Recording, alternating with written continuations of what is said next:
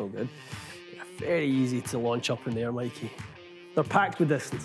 Totally. They're loaded. Yeah, 210, 5 iron, 4 iron, whatever you want to call it, right? 120 plus feet in the air. Yeah. Low effort. Your descent angle is almost the same as pitching edge. Yeah. If you can have a long iron, and this is the longest iron they do make in this set, doing that, you're over the moon. All right, guys, welcome back to the channel. So today we're going to do a little iron review. Mikey, we've been looking a little bit more at the Epon range of clubs. Yeah. Maybe 6 or so weeks ago, we done, I want to say it was the 705, 503. We tested one of them. One of them, the 500 series. Today we're testing the 700 series, the more game improvement irons from Epon. Always an iron, to be honest, I've really liked in this category. Yeah. Very unique design, as we'll dive into throughout, obviously, this test. But an iron designed for slower swing speeds, maximize distance, but designed in a really unique way to maximize launch in doing that. If you're going to get maximum ball speed and distance, you're going to have to play the loft game. Yeah. There's no way around that. We know these are stronger. It's 43 in the wedge. The nice thing is, for a Forge game improvement iron, they call it their pocket cavity. It's not as clunky and as bulky as you would think as an ultra game improvement iron is. Super thin face, not the thinnest that we've seen, but definitely thinner than some, especially again on a Forge club is impressive to see. Lots of claims from companies about how thin they can make their faces. Epon can get this to 1.9 millimeters. PXG actually have a patent that allows them to get it down to a sub 1.3. Yeah. But it's a big difference between an unsupported face and a supported face with sort of the TPE behind it.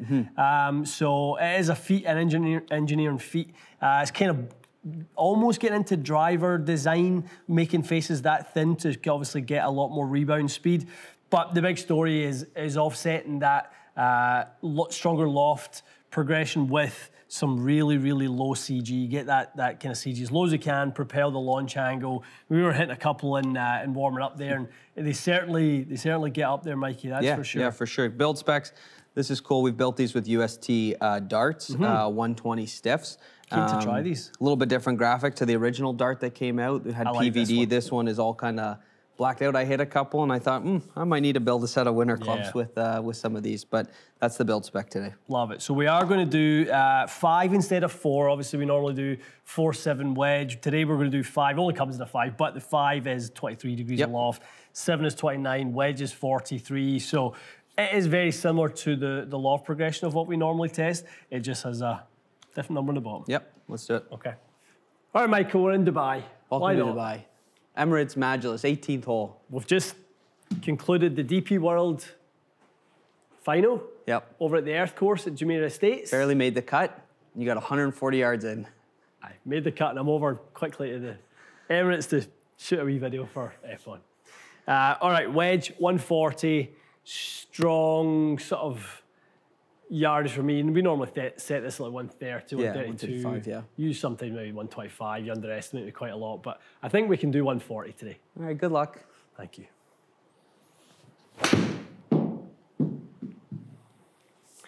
So I've seen that nice kind of high flight immediately. Yeah.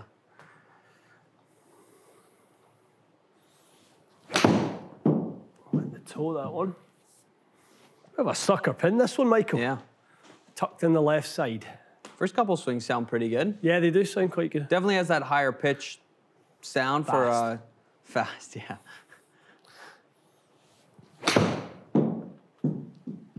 You need a set for yourself. You liking that? Yeah. I think the one thing that kind of gets or thrown or labeled at these types of irons is, oh, they're so inconsistent for distance. You get jumpers all over the map.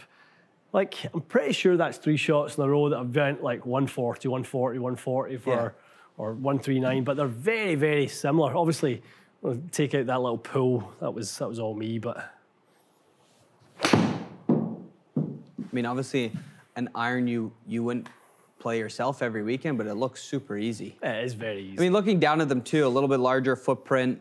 It's all right. But it's smaller than their previous model, so it's still got a ton of room to strike it all over the face and kind of get away with it. I really like the shape. It's just big. Yeah. I just wouldn't have them that big. I'd shrink them by 25%. But like, I have no issue with the shape of them. I think I've always liked Epon shaping. I think they do a really nice job with that. So good. Easy game. How's the shafts feel? Nice little package. 120 F4s. Yeah.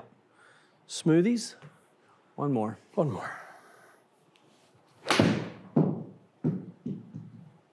That's the hair of a pull, but it's pretty decent. Like you said, we have not seen one crazy jumper or anything like that from this model of iron. Definitely not. No, you would have no qualms if you turned up at a demo event or something like that and they handed you, okay, let's get you warmed up with the wedge, and you kind of, flipped a few out there looking like that, you'd be pretty happy. All right, so one thing, Mikey, I want to have a look at from a progression standpoint is the heights. Okay. So let's have a look at what that previous height was. Probably 110, 111, I think is probably about what I'd expect height to be there. Okay, averaging 115, very high for a wedge. So one thing, guys, to always remember when we are talking about stronger loft doesn't mean lower.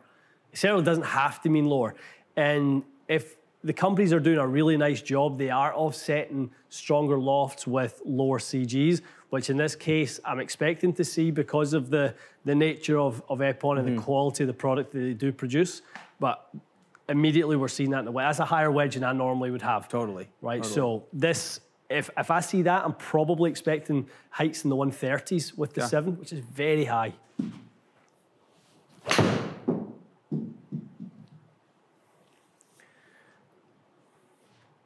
There's that one may be a little bit of a thin miss. It's still 126 feet in the air. Yep.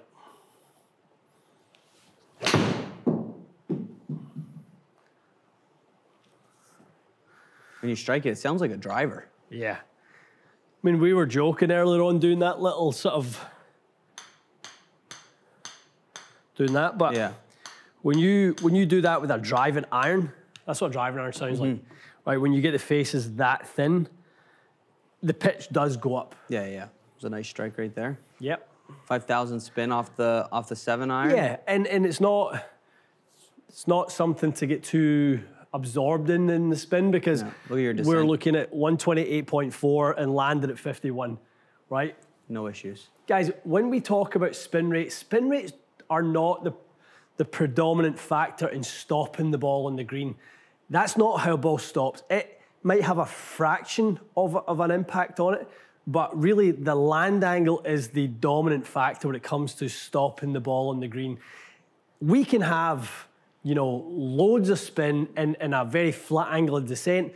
That ball will hit, shoot forward, hit again, shoot forward, and the spin's trying to work, but the angle of descent is so dominant in the ball's performance that it will never stop as fast as you think it should, even with high spin. They're very easy to hit. Yeah. Obviously difficult to replicate how nervous you would feel if you had this shot, but 185 over water and you kind of got to hit it well. It's not an issue for you at all. It's not even in any part of my mind, never mind. Again, if you have someone that's a little slower too, obviously their height, they're not going to hit 123 feet in the air, but they're still going to hit it higher than some of the other irons that we've seen in the past. Let's do that, right? So obviously, let's kind of keep that as obviously our little test set for looking at these and analysing them. Let's go into the average golfer from 7 iron is going to be 150 yards. Yeah. Right, let's go into 150 yards. Let's hit that shot. All right, Michael, what is average Joe swing his 7 iron at? Oh, average Joe. 79? Yeah, I was going to say 80 club 80? speed. Okay. Let's see if we can do what average Joe does. Okay, average Joe that's swinging at 80 miles an hour. That was 80 miles an hour.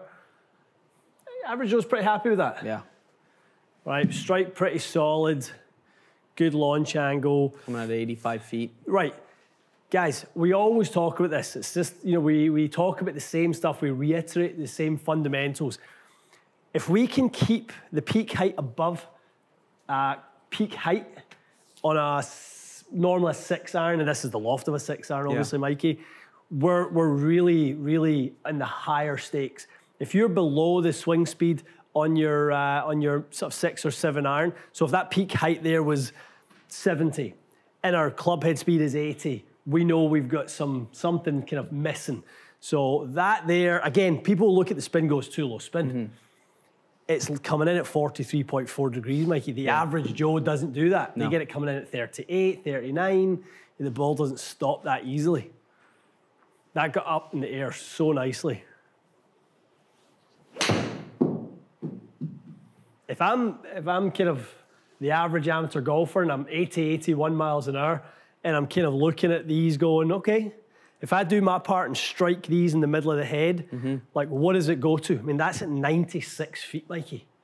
It's high. Very, very high.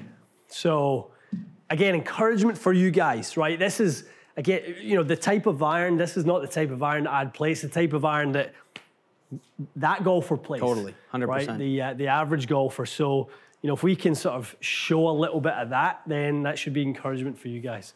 Okay, 5s. You might not be happy with that strike, but I'll tell you, they sound unreal. Do they?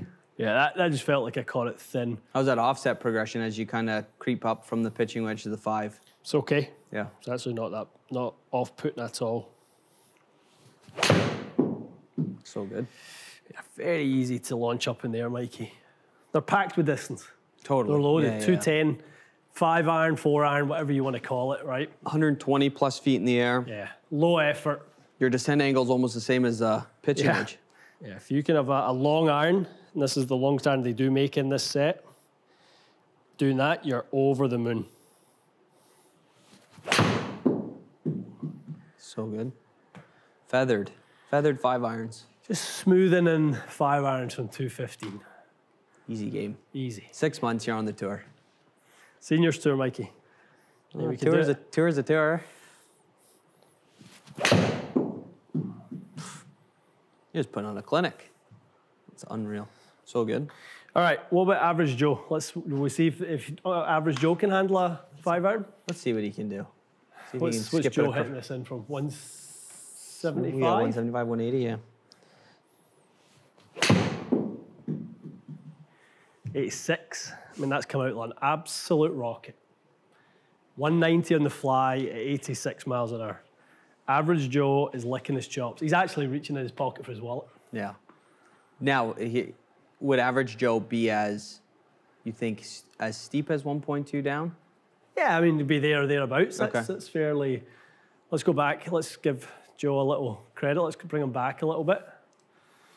Now, if average Joe in this case has a little bit of right to left or a lot of right to left, maybe not. Right.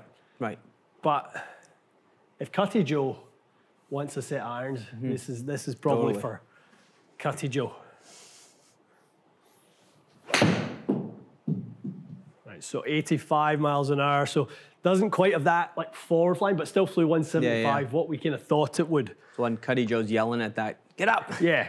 And Cutty Joe spins at 600 more than average Joe. Yeah. Right, Droy Joe. So, like, they're really, really good. Again, still looking at that peak height, you know, being up in the mid-80s, which is really kind of the objective here. Keeping that peak height high while maximising the distance from the technology and the stronger lofts. I feel like Colin Montgomery feathering these little fades in. So good. Yeah, you'd be over the moon. New set of irons. All right, Mikey boy, what are we saying? I'm excited to get some lighter weight recoil or lighter weight Acras in these for customers. Some of our clients that we know struggle with a bit. Coming through the door. I've got a guy in mind right now watching this because he asked me for a new set of irons. Rocket Ronnie. Rocket Ronnie's got to be a candidate for these. 100%. He's always wrestling for a few feet in height. I mean, that's the nice thing for me was seeing that height, seeing how easy it was. Obviously, I like how we did the average Joe test as well. I probably harder for you too to actually swing that speed and strike it as good as you did, which kind of makes the test pretty relevant for the average Joe, Cutty Joe, Dry Joe, all the Joes. But yeah, I love these. These were awesome. Really, really good, isn't it? Yeah, I think they've maxed out everything in these. The feel. Yeah. I think the look, the sound, like you said. I think it's a very, very premium finish. guys, it's going to come at a premium price tag. Like, let's not mistake that. They're not cheap by any means, but you are truly getting what you're paying for with these. The quality of, I mean, you've heard us say it a million times, Endo Forging. They do stuff for some of the big OEMs as well out there. But yeah, you're getting bang for your buck with these, no problem. Exactly. Okay, guys, if the budget maybe isn't top of your list of priorities when it comes to getting some new irons and you're looking for some distance, height is a priority. You see some of the things that we were kind of demonstrating there in the test. Give these a try. They will really only be in select authorized dealers, so go on their dealer list. You can try them with any of our Club Champion stores, but there's lots of stores all over sort of the globe, really, in the club fitting world now that are starting to carry these types of more of a niche product, you would say Epon is, Mikey, but they're well worth adding to your list. Make sure you give them a try. We'd love to hear if you have tried them, played Epon in the past. Very first set I ever tested were 702s, so great to see the evolution, 02s, 3s, 5s, all the way up. So really, really nice to see these in the mix. Definitely. Great stuff, guys. Okay, stay tuned for more. We'll see you again soon.